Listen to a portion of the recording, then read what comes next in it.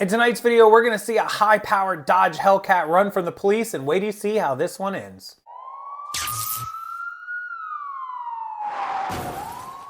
All right, we're going to jump into this video. It's a little bit long, so I will fast forward for the sake of time, but you guys will get it. This is a Dodge Hellcat out of Houston that normally would be caught pretty quickly, but this thing outruns the chopper even in Houston and nearly gets away. There you go, Doug. We got him.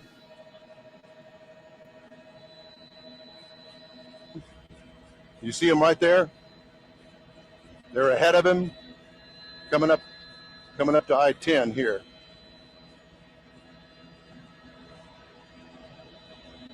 No, we're going to be going southbound. Good afternoon. And it is a Hellcat, 707 horsepower motor in this car, and obviously going way faster than the speed limit here. This is just outside the Beltway on I-10. We're heading eastbound now, and probably about 100 miles an hour or so, if not faster. Yeah, Don, that car is moving so fast. I'm not getting mixed minus on my IFB, by the way. I'm getting feedback, so I'm turning it down. But Don, that vehicle is clearly going at least 110 miles an hour. That guy is moving along, and those Chargers, if you've ever been in one of those and driven those things, they can cruise at 150 without a problem, and that's what's dangerous. Yeah, 707 horsepower in a Hellcat is sometimes more, depending on the spec on it, and this thing can push 120, 130, 140 without breaking a sweat. That chopper will struggle to keep up. Well, that it is, Art, and again, a lot of police here in pursuit. They were ahead of him a little while ago. We were going back westbound on I-10, and then he went... Lights just sort of slowly following him, almost tagging him. But now we have a chase clearly underway, and this guy is cruising well above the speed limit. All right, what we're getting is that what we've heard anyway from different sources is that this car had a tracker on it. We believe it may be stolen, and the police are in pursuit of this.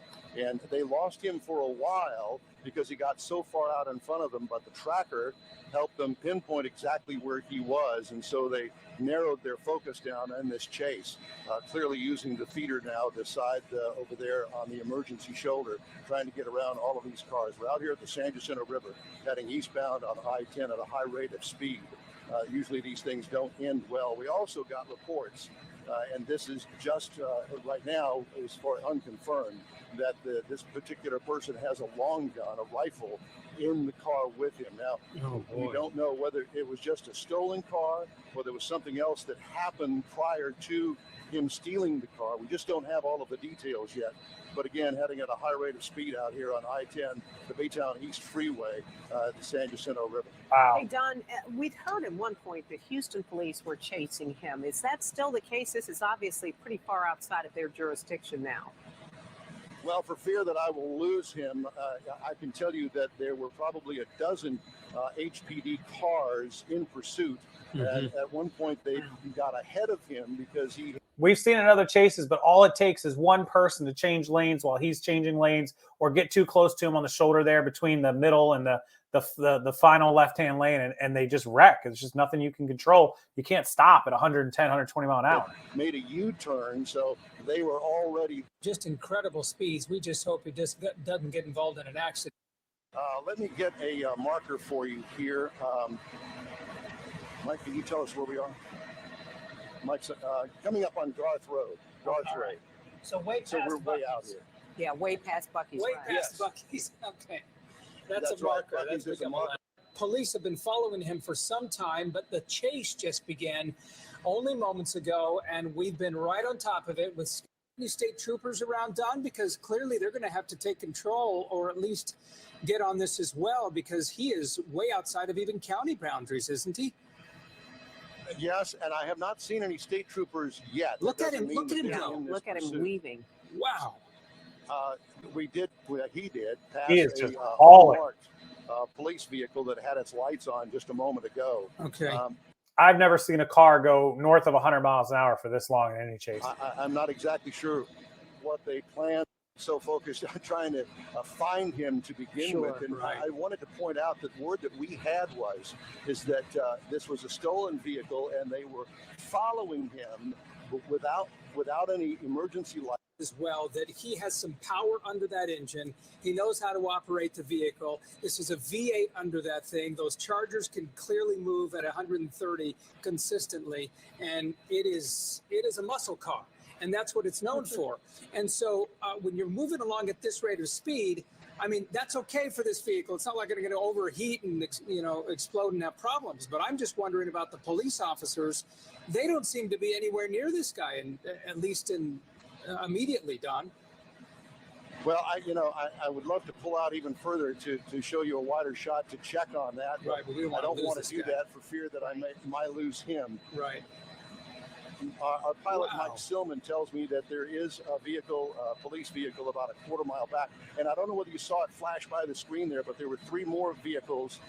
That it makes it appear. How are they even keeping within a quarter mile of him? That's impressive. That we're right on top, but helicopter here. We're currently. Obviously, it looks as though he may be passing a lot of these folks on the left. Does that mean he's in that emergency lane, or is? Yeah, he's on that shoulder. No, this is for that time. Keeping up with this guy as well. So he's cruising sometimes well over 130, 140 miles an hour on some of those open stretches, clearly slowing down when there's traffic close by. But he's passing some of these vehicles like they're standing still. Yeah, that's absolutely. I mean, by depth. On I-10 East as it passes through our area. Right. But we think he is already approaching Winnie. He's very close to. This just may be Well, Melanie, I can't I can't turn around to look. I assume that HPD Fox helicopter is up with us. He's confirmed that they he's are gone with across us. like half of Texas now. Jeez. They also were trying to keep up. Well, we will leave you be to go ahead and try to keep him in your. But he's certainly. Officers ahead. The drama. Now. Traveling. In sight. Can't even see him anymore. What were you saying? 140 at well as, but just to kind of on police and a white shirt or so it looks like he stopped. I couldn't tell what color shirt he be now a rural road or runs out of Highway gas. 73. It is it's west of Beaumont as well. It's south of Beaumont, and you take Highway 73. Eventually, he's going to end up in Port Arthur. He may already be there for the speed he's traveling with but we've kind of lost him at this point because he bailed from the vehicle. But I guess He bailed. His hope was just to outrun police, and he never did because there are always more police that could up ahead. No matter what freeway you take, for those ever considering to run away from police, you know what? You're going to be caught. Okay. Local. So, you know what? This is why ABC 13 is number one, because we're here exclusively. We don't want to boast about this, but you know what? We are the only chopper there. And we're grabbing this material for you and bringing it live as it happens. Eventually, this guy's going to be found. And HPD, I can guarantee you, they are monitoring our feed, looking at these live pictures, because we're searching for the guy as well, and hopefully we'll be instrumental in helping catch this guy. Well, you can certainly see several officers there. He's at a real disadvantage because we can now see officers approaching from several different vantage points. We also see the cattle roaming there.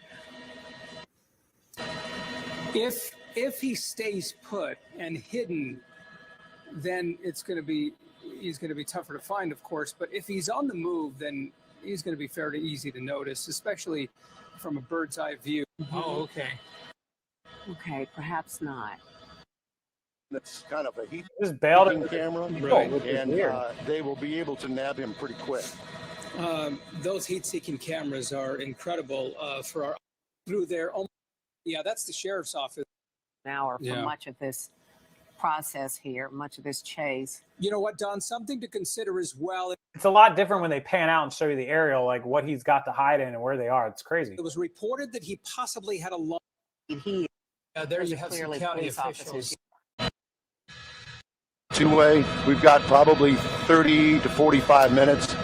It's a disgusting amount of brush and really thick, and it's going to be hard to find. The Beaumont Airport's about 45 minutes. Correct. Oh, they might have found him here. Right there. No, that's him right in the middle of the screen. They found him.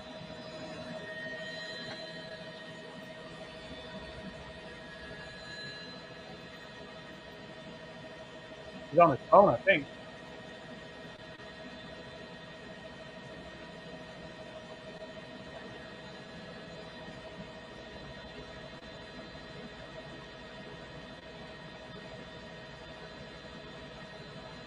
He's just casually walking.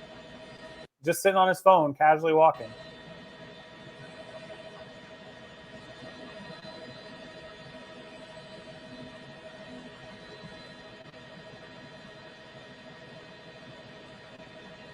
And I'm glad to report it looks like he does not have a weapon on him. Oh. Done. Tackled. Arrested. Say that we at least caught. Alana, this afternoon, I really have no words for what happened before the court proceeding here in Jefferson County. That 25-year-old man, he laughed about this chase. He acted as if it was no big deal. Now, that candid conversation took place inside that courtroom before the judge came. He was speaking with officers. He was boasting about his speeds, and he marveled at how fast that Dodger could accelerate. He showed no remorse, as I mentioned, about this afternoon, and he said that he was shopping at the Galleria. He had left the Galleria, and that's when police attempted to pull him over. I want to go to some video from Sky Eye 13, exclusive footage of when this chase started around 11:40 this morning. Now, this man's name is Mohammed Abu Shaliba. He led law enforcement on that chase spanning multiple counties. He raced eastward on I-10 in speeds of excess of 110 miles an hour. Police say he was wanted on a felony warrant out of Harris County. As you can see, that Dodger weaved in and out of traffic. He eventually abandoned that vehicle about 15 miles west of Port Arthur on Highway 73. Bring over him. He was right in front of me. It all stopped. Pretty impressive. I mean, at 120, 130 mile an hour, 25-year-old, not a ton of experience driving a car like that. The fact that he didn't hit anyone or wreck is pretty impressive. He'll do some time a little bit, but he'll get out. He'll get back to it. Who knows what he's up to now? But yeah, out of Houston, a Dodge Hellcat, 707 horsepower Hellcat, blazes through Texas, gets away from the police into rural ground. The driver bails, and they eventually do catch him out in the fields. Good for them. Good on him for not crashing into anyone, thank God. And appreciate all of you who watch this video. Good on you. Hit that like button. It helps the YouTube algorithm. We really appreciate it. And if you could subscribe to the channel, that would mean a lot to us as well. And until the next video, enjoy it. Make sure you share this channel on your social media so other folks can enjoy the chases as well. And we will see you next time.